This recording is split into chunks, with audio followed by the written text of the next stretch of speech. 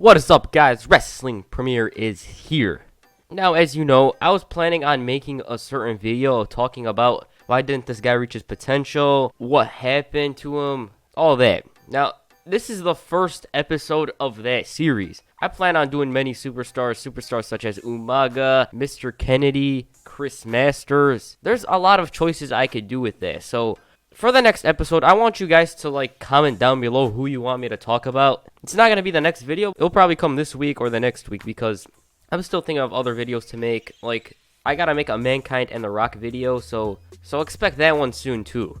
Now, the reason why I didn't make this video sooner is because I didn't know how to structure it. So, today is my first try at structuring these kinds of videos, so if it feels awkward, it's because I'm not used to making these kinds of videos. But over time, I'll improve. Anyways, this is the first episode of the series once again. This is a series where I go in depth into why these superstars didn't reach their potential. This episode's about Carlito. Carlito, Caribbean, Cool is the first guy I'm going to be talking about. Where did it all go wrong for Carlito? In this video, we'll go in detail about how Carlito didn't reach his potential. When I was a kid, I was thinking this guy sooner or later was going to be WWE champ. I thought it was a matter of time. Anyways, let's get into it. Carlos Edwin Collin Jr., aka Carlito, was born on February 21st, 1979. Carlos comes from a wrestling family and his father is Carlos Collin Sr. Carlito initially didn't want to become a wrestler, but then he decided to train after completing his college education. Carlito went on to compete in his father's promotion, WWC, where he made a name for himself. It wasn't until 2003 when Carlito signed a developmental deal with WWE. Carly was sent down to OVW. Carlito competed in OVW for about a year and a half before being called up to the SmackDown roster. In September of 2004, vignettes began playing for Carlito's arrival. Carlito's character was one of a guy from the Caribbean that spits apples in the face of people who aren't cool.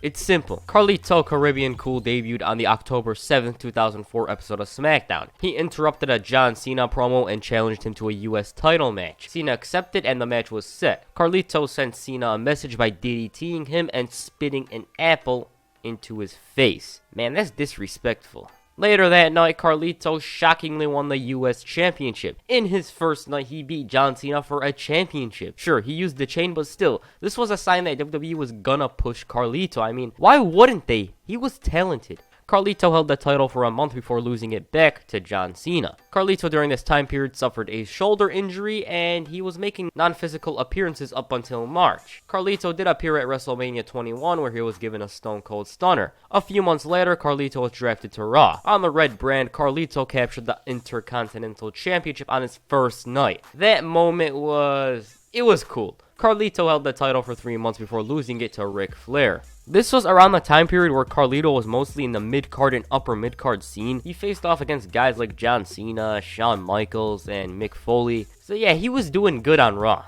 After forming a partnership with Chris Masters, the two set their sights on the tag team championships. They failed to win the titles and Carlito turned face afterwards. Now, Carlito's face run was a bit limiting for him because he shined brighter when he was a heel. I mean, it wasn't bad, but it could have been better. I feel like they pushed him a bit down the card. He was doing better as a heel. He was one of the focal points of Raw. Now, as a face, you would forget he even existed. Carlito during this face run was in a relationship with Trish Stratus and Tori Wilson. During this time period, Carlito was just coasting along until the February 5th, 2007 episode of Raw. This was probably the most memorable moment of Carlito's career in WWE from here on. Now, I'm not saying it's his most memorable moment in WWE. I'm saying it's his most memorable moment from this day, February 5th, 2007, all the way up to his release, because this was memorable. Ric Flair cut this iconic promo on Carlito. First of all, Carlito was leaving the arena before the show ended. Flair stopped him in his tracks and he proceeded to tear him apart. Flair said that the reason why guys like Carlito aren't in the main event is because they are lazy. They're underachieving SOBs, and he is lucky to even be in the WWE.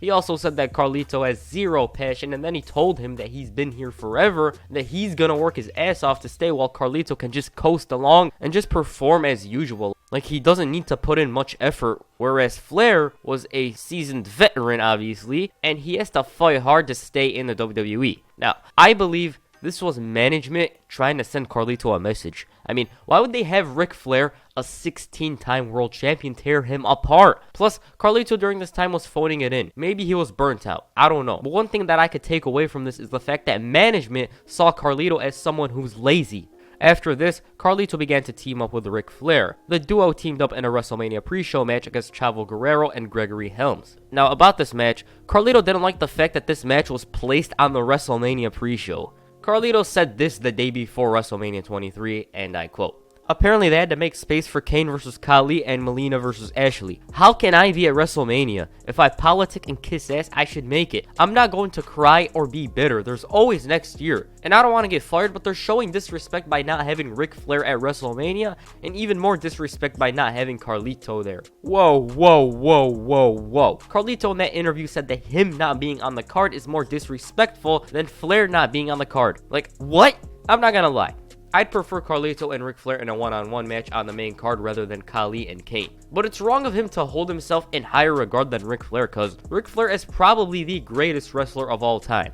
Anyways, Carlito would turn heel and he'd feud with Ric Flair. During this time, there was this rumor that Carlito had heat backstage. Here it is. And I quote once again, "Carlito is said to have nuclear heat on him backstage following his controversial interview with the Ottawa Sun. The initial reaction was to send him on a permanent vacation to heat and let him fade away. Carlito even expected to be fired over the weekend. They probably won't let him go, but they've certainly scared him off of saying much in future interviews. So that was because of the interview in Detroit. It's well known." Also, there's this other rumor about Carlito, but this one's from June of 2007, and I quote, "This also includes Shelton Benjamin. The feeling within management on Shelton Benjamin is that he coasts too much, presumably because he's too athletically gifted. McMahon hasn't invested more time in him because there are doubts about his hunger and willingness to work as hard as is necessary consistently if he were to get a top push. Also, his promo skills remain a concern. Road Agent reports from house shows on Benjamin and Carlito are consistently inconsistent, which works against them. Regarding Carlito, the rap on him is that there is a sense of entitlement and sometimes comes across as content if not spoiled. Carlito's heel run went off to a bad start as he lost to Ric Flair at Judgment Day. Carlito from there was just in the lower mid-card scene. Now,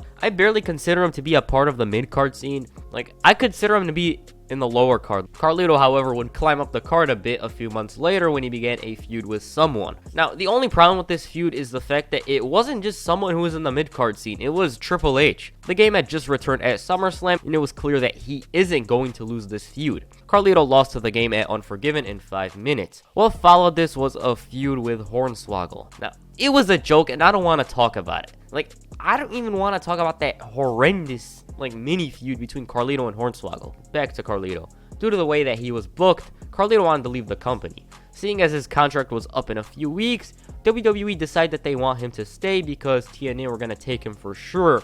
And who knows, maybe he could become a star there, I don't know. After a meeting with Vince McMahon, Carlito decided to stay. Following this, Carlito wasn't made to be a joke, and he was even inserted into the Money in the Bank ladder match at WrestleMania 24. Sure, he didn't win that one, but he wasn't even on the card the previous year, so it was clearly an improvement.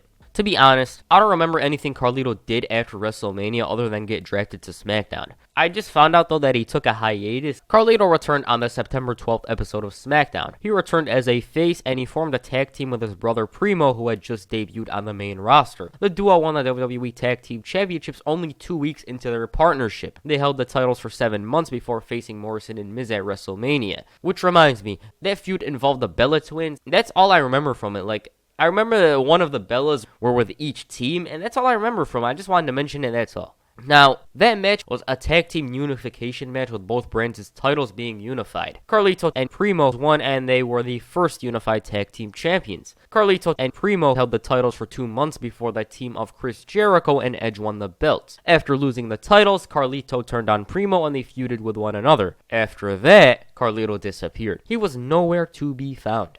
But then on the November 30th, 2009 episode of Raw, Carlito randomly returned. He confronted John Cena and he attempted to spit an apple in Cena's face, but to no avail as Cena delivered the AA. Following that, he wrestled on Superstars before appearing on NXT as Michael Tarver's Pro. During that season of NXT, Carlito violated the wellness policy and refused to go to rehab, so he was released on May 21st, 2010. Carlito to me was the most underwhelming superstar from the Ruthless Aggression era.